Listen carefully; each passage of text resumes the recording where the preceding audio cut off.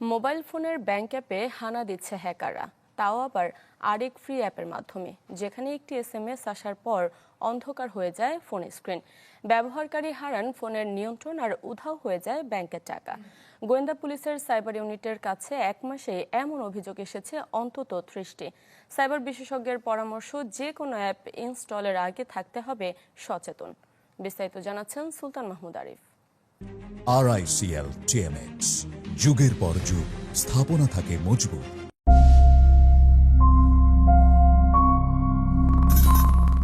কেউ না কেউ আপনাকে দেখছে, হাতিয়ে নিচ্ছে দরকারি গোপন তথ্য, নিয়ন্ত্রণে নিচ্ছে হাতে থাকা স্মার্টফোনের, এরপর লোপাট করে ফেলছে ব্যাংক অ্যাকাউন্টে থাকা সব টাকা। বিভিন্ন সিনেমায় অহরহ দেখানো এবং ঘটনায় ঘটছে বাংলাদেশেও। 27 মার্চ খেলা দেখার জন্য এনবি নামের একটি অ্যাপ ডাউনলোড করেছিলেন পিঙ্কি। মুহূর্তে ব্ল্যাক হয়ে যায় মোবাইল স্ক্রিন, নিয়ন্ত্রণে চলে যায় হ্যাকারদের হাতে। আর ঠিক সেই সময়েই শুরু হয় ব্যাংকের অ্যাপ থেকে অর্থ হাতিয়ে নেওয়ার অপারেশন। হঠাৎ আমার ফোনে একটা অ্যাড আসে যে আপনি বিশ্বের সব চ্যানেল দেখতে পারবেন আপনার হাতের মুঠোয়। তো ওই অ্যাপসটা আমি ইনস্টল করি। ইনস্টল করার পরে অটোমেটিক্যালি আমার ফোনটা হ্যাং হয়ে যায়। তখন আমি আবার এই হ্যাংয়ের মাঝখান দিয়ে একটু আনইনস্টল করে দিছি সাথে সাথে। আনইনস্টল করার পর আমার ফোনটা একদম ব্ল্যাঙ্ক হয়ে যায়। ব্ল্যাঙ্ক হওয়ার পর আবার একটু চালু হয়, মানে রিস্টার্টেড মতো হইতে থাকে, মানে ওটা অন অফ হইতে থাকে।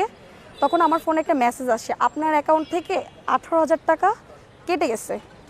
তখন আমি এটা চেক করার জন্য আইএফআইসি যে অ্যাপসটা আছে ওইটা অটোমেটিক্যালি আমার ফোনের উপরে শো করতেছে। তো আমি বলি কি আসছে যেই তো অ্যাপসটা, আমি একটু মানে পিনটা দিয়ে চেক করে দেখি আমার ব্যালেন্সটা আছে কি না। তো চেক করে যখন দেখলাম আমার ব্যালেন্স তখনও ঠিক ছিল। ঠিক তার 3-4 মিনিট পর প্রথম মেসেজ আসছে 3:42-এ, আপনার অ্যাকাউন্ট থেকে 3 লাখ টাকা কাটা গেছে। এনপিএস বিন না কীভাবে জানি বলে, ট্রান্সফার করে নিয়ে গেছে।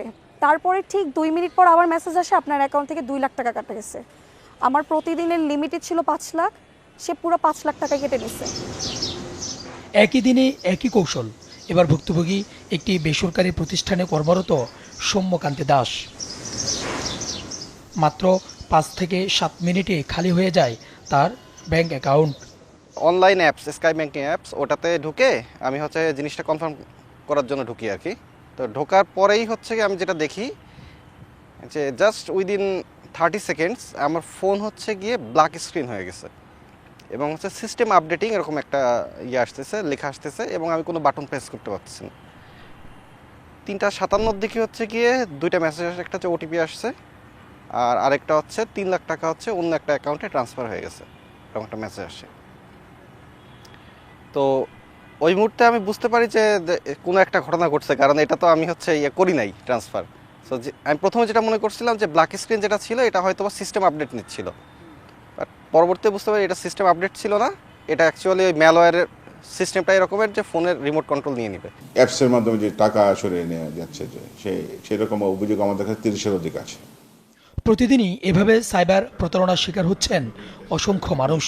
ডিএমপির সাইবার ইউনিট বলছে, গত 1 মাসেই তাদের কাছে এ ধরনের অভিযোগ এসেছে অন্তত 30টি। আপনি যখন আপনার মোবাইলে হ্যাকিংয়ের মাধ্যমে মোবাইলের নিয়ন্ত্রণটা নিয়ে যায়, তখন আপনি যেভাবে আপনার অ্যাকাউন্ট থেকে টাকাগুলো ট্রান্সফার করতে পারছেন, হ্যাকার ঠিক সে একই প্রক্রিয়া কিন্তু টাকাগুলো ট্রান্সফার করতে পারছে।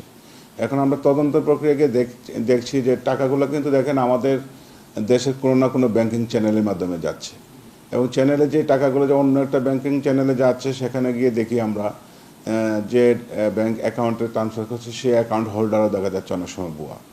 সেটা একটা প্রতারক চক্র, বড় ধরনের চক্র, এবং এই কাজগুলো কিন্তু অনেক ক্ষেত্রে আমরা দেখছি যে দেশের বাইরে থেকে, বিশেষ করে চায়না থেকে এইগুলো সংগঠিত হচ্ছে। বিষয়টি নিয়ে কথা হয় এই সাইবার বিশেষজ্ঞের সাথে। তিনি জানান, বিভিন্ন মাধ্যমে ছড়িয়ে আছে এমন শত শত ভুয়া অ্যাপস। শুধু অফিসিয়াল স্টোর থেকে অ্যাপ ইনস্টলের পরামর্শ তার। আমাদের জন্য একদম প্লে স্টোর, অ্যাপ স্টোর এবং লেজিটিমেট কোম্পানি, লেজিটিমেট ডোমেইন এরকম বাদে কোনো সাইট থেকে আমরা এই ধরনের কোনো অ্যাপ নামাবো না। ফ্রি অ্যাপ আমরা নামাবো না, ফ্রি গেম নামাবো না। অন্তত পক্ষে যেই ডিভাইস ব্যবহার করে আমরা আমাদের ব্যক্তিগত কাজ করি, অফিসের কাজ করি এবং হচ্ছে আমাদের যে প্রফেশনাল যে ইয়েগুলো থাকে, যেন আমি যেই ডিভাইসটাতে আমার ব্যাংকিং ইনফরমেশান আছে, ব্যাংকের অ্যাপগুলো আছে, এমএফএসের অ্যাপ আছে, আমি ফাইন্যান্সিয়াল ট্রানজ্যাকশান করি, সেগুলোতে আমি এগুলো করব না। এই ব্যাপারগুলো মাথায় রাখতে হবে। আর গুগল অ্যাপ স্টোর বা প্লে স্টোর এগুলো বাদে আমরা থেকে ছাড়া আমরা অ্যাপ নামাবো না।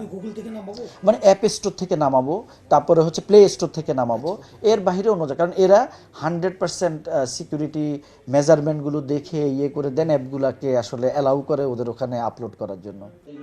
যে কোনো অপরিচিত লিঙ্ক ও ফ্রি বা লোভনীয় অফারে যাচাই বাছাই ছাড়া ক্লিক না করার পরামর্শ এই সাইবার বিশেষজ্ঞের। বলেন, ভুলে এমন কিছু হলে সাথে সাথে ইন্টারনেট সংযোগ বন্ধ করে দিতে হবে। এরকম বলে আমাদের ব্যবহারকারীরা না বুঝে শেয়ার করেন। সুলতান মাহমুদ আরিফ, চ্যানেল 24, ঢাকা।